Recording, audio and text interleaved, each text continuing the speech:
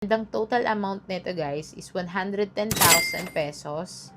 Hello, good day everyone! Welcome ulit sa Fine Gold Office. So for today's vlog, another gold, another flex ulit tayo ng transaction natin today. Siya nga pala, si client ay suki na namin. Actually, lalamove transaction talaga dapat to guys eh.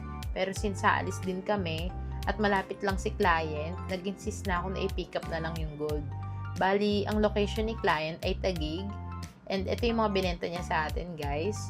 18 karat. Scrap na siya guys kasi puro deform na yung balls niya. And Prada inspired earring. 18 karat din. Tiffany inspired necklace. 18 karat din siya guys. And ang total amount nito guys is 110,000 pesos. At ang mode of payment ni client is online banking. Na-transfer natin siya agad guys. Within the day lang.